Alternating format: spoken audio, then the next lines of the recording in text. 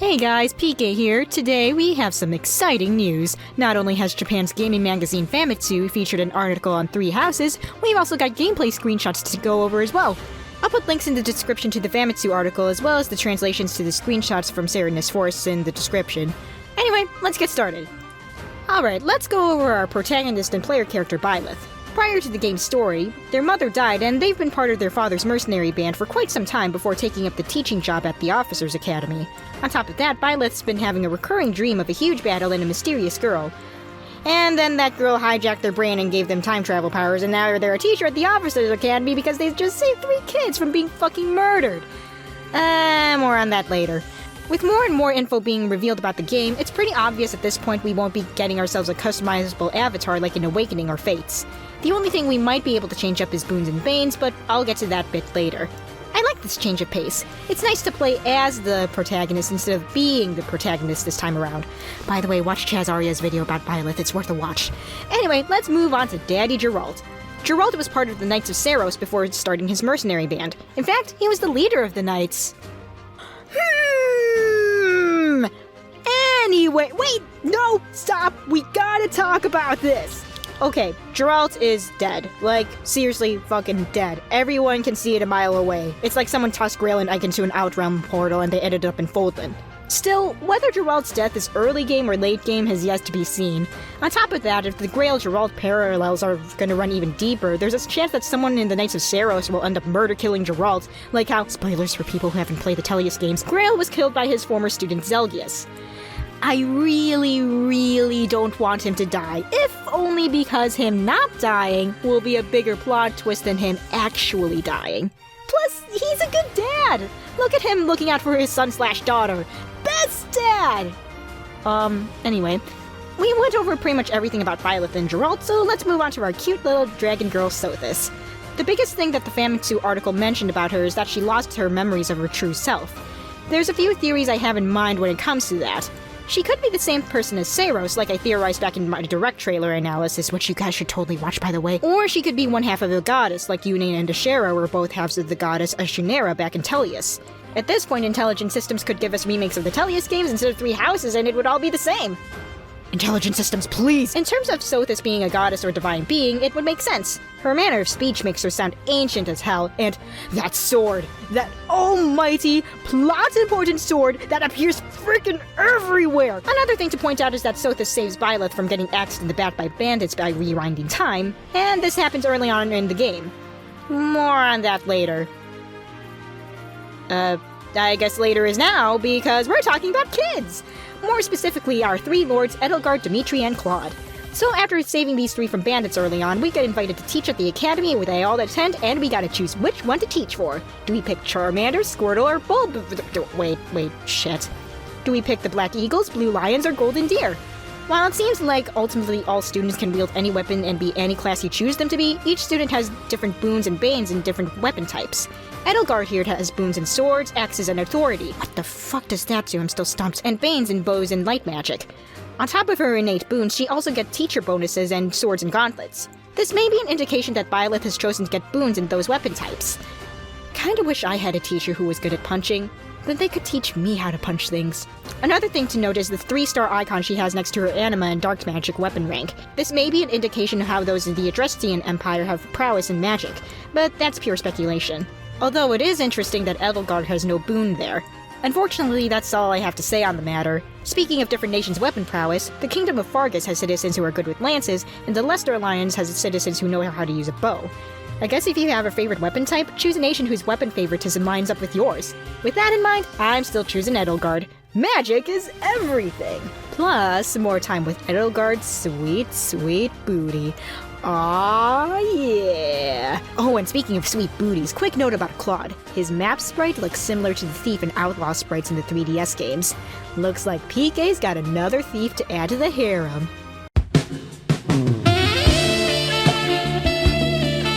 Other than our 3 lords, we also got to see some students introduced in the direct trailer, as well as a few students introduced now. We have Mercedes of the Blue Lions, who also made an appearance with Annette in the direct trailer, although she didn't have any speaking lines at the moment. She looks really sweet. I kinda get a motherly sort of vibe from her. There's also Petra of the Black Eagles, who we first saw in the direct trailer. She seems pretty formal in her speech pattern, so she's probably a no-nonsense type of girl. We also have Ignas of the Golden Deer, who's a new face. I've only seen Ignas for 1 minute, and if anything were to happen to him, I'd kill everyone on the map and then myself. And there's Sylvain of the Blue Lions, who was also first seen in the direct trailer. He's got a certain flair to him. I'm getting a bit of a Sane or an Ego vibe from him. And finally, we've got Casper of the Black Eagles, who we saw in the direct trailer, punching stuff! Ah, yeah, buddy, I'm gonna like you! Looks like this screenshot of him and Byleth shows an opportunity on how to raise trust between Byleth and their students. Probably a way to raise support levels, if I had to guess. Before we move on, we've got one more character to talk about. Anna! It ain't a Fire Emblem game without Anna. The official Japanese Fire Emblem Twitter account recently changed their icon to the 3 houses Anna. Will she be a student at the academy? A fellow teacher? Shopkeeper? Who knows? Oh, what if she was the tutorial guide like in the Tellius games? Give us the fucking Tellius remakes, Intelligent Systems. Anyway, done with story and characters, let's move on to the meatiest part of the news, the gameplay. It looks like Edelgard and possibly Dimitri and Claude have the nobility skill, judging from the icon in the top left there. It was a skill in Fates that granted an EXP boost of 20% and was Corrin's skill. Moving on, we can also see Edelgard has a rank 1 in swords and rank 2 in axes and authority. These ranks are linked to different weapon-related skills and buffs, which we'll get to later. And looks like later is now again, because we'll be talking Gambit boosts. Here we see Bernadetta using simultaneous fire with her battalion, and Hubert using the group magic flame with his. Another thing to note is that the enemy cannot counterattack when they use these Gambit boosts. There is a chance that Gambit boosts can't be counterattacked at all. And it looks similar to the Gambit boost that Edelgard unleashed toward the end of the direct trailer. Speaking of battalions, these 3 triangles I thought indicated formation may not necessarily be what I thought it meant. This battalion icon here has 2 orange triangles instead of 3. It may be showing a new battle formation, showing how much battalion HP is left, or showing how many Gambit boosts uses are left, but it's hard to say for now. One more thing to note is that each character has a banner on their status window showing which house they belong to. Byleth is different and actually refers to their allegiance to the Garrick Monk Monastery. Alright, what else do we got on these maps? Oh, hey, we could probably steal this guy's shit if we kill him. That's what that icon means, right? Yay, looting corpses! Okay, but no, seriously, that item bag icon looks similar to the one used in Genealogy of the Holy War, so this is probably what it means. Oh, hey, this icon means we can probably break this wall too. Yay, property damage! We've also got some special effect tiles too, heal tiles and warp tiles. This heal tile heals 30% of a unit's HP each turn, and that shield and circle icon may indicate a boost in defense and resistance when staying on this tile. And this warp tile can warp a unit to a different part of the map. And if Google translates Japanese is correct, a unit can even act after being warped. Get your thinking caps on, folks. You gotta use those warp tiles strategically. Speaking of strategy, we've all got those bad days. That's why we have time travel powers. Milla's Turnwheel is back and we've got Dragon Girl Sothis to thank for that. Not much to say about this gameplay-wise other than the fact that it's making a return. One thing to note is that there's no indication of a limit on how often we can use this ability. I'm sure Sothis can explain this to us when we actually get to play the game, though. I'm sure she can tell us all about this power of hers. Alright, let's talk classes. We have screenshots of the Commoner and Noble class, the Myrmidon class, Soldier class, the Fighter class, and the Monk class. Commoner and Noble class are functionally the same. They can re-class into different classes by taking the Class Certification Exam. We'll talk about that later. Myrmidon class is sword-locked, and by the looks of things, they got the classic innate crit rate.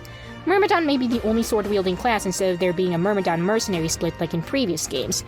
Plus, their mini pixel sprite looks similar to the Swordfighter icon from Thracia 776, and their 3D map model is in a similar stance to Ike's map model in Radiant Dawn. Speaking of 3D models, we got a pretty good look at the female Myrmidon model, and yep. That's a leg. Leg so hot you can fry an egg. Soldier class is lance-locked and is very good at treating salmon. Wait, what? God damn it, Google Translate, hold on. Okay, there we go. They're good at attacking things. I wish they were also good at treating salmon. Fighter class can axe things, bow things, and punch things! Ah, yeah! Time to punch a dragon in the face! Monk class can use magic. Not as cool as punching. These seem to be the only classes that we have access to early on, judging by the certification exam screenshots. Wonder why Edelgard had more to choose from in the direct trailer. Were there more exams unlocked? Is she a special case since she's a main lord? Hard to say for now. We can also see some enemy classes. Off to the side here we see an armored enemy, and if we look close enough, we can see him holding an axe. Hey, return of axe armors! That's exciting! Speaking of weapons, let's go over those next. When it comes to training in weapon ranks, we've got a more in-depth look at how individual tutoring works. It looks like you can only teach a few students each day, and each student has a mood meter. As we saw in the direct trailer, a student's mood will go down after a tutoring session. My theory about mood affecting how often a student can be tutored may be correct. In the bottom right corner of the screen, there's a tooltip showing that if you press the ZR button, you can toggle seeing the eligibility for tutoring, and those smiley faces probably aren't there for good no reason. When you tutor a student, their weapon experience goes up by a certain amount, plus a bit more if they have a boon in it.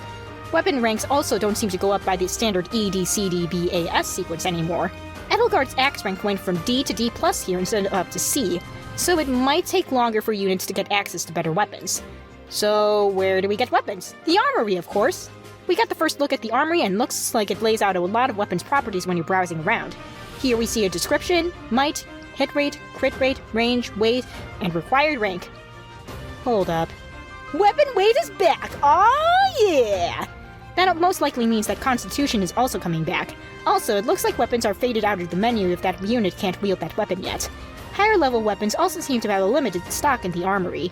Also, quick note about Dimitri's inventory here. Looks like there's an elixir there instead of a vulnerary, which you would normally see in the early game. Are elixirs new vulneraries, or does Dimitri have one because he's special? Who knows? Okay, let's take a break from all this battle-related stuff and focus on the school itself. Looks like we can walk around and explore its school. Banners for each house are all over the school, which may indicate that each house has their own dedicated space on campus. We're gonna get all Harry Potter up in this bitch. Looks like we can talk to different students as well as get quests as indicated on these icons of the map radar. Another thing to note is the date at the top left of the screen. Seeing as how Three Houses' Japanese title refers to the 4 seasons, the passage of time may play a big role in the gameplay. Alright, time to move on to difficulty modes. Casual and Classic mode are here again, and so is Normal and Hard. I've heard the complaints about there being no Lunatic mode, and honestly, I understand. I don't play Lunatic, but I see why people would be disappointed. Normal mode is kind of on the easy side. Hard may be also a bit too easy for the veteran players, so having Lunatic mode would be a good challenge for them. Hopefully it'll be unlockable after one playthrough.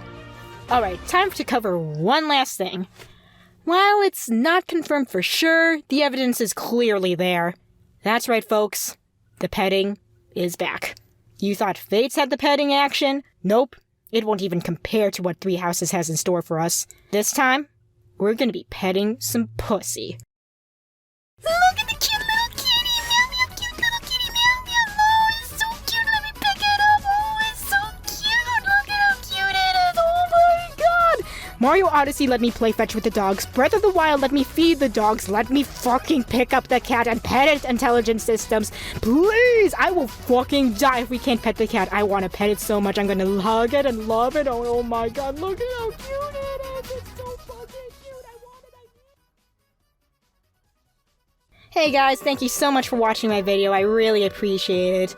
Hopefully, Three Houses is gonna be great because honestly, I'm just loving all of these screenshots and all this info we're getting. I'm so hyped.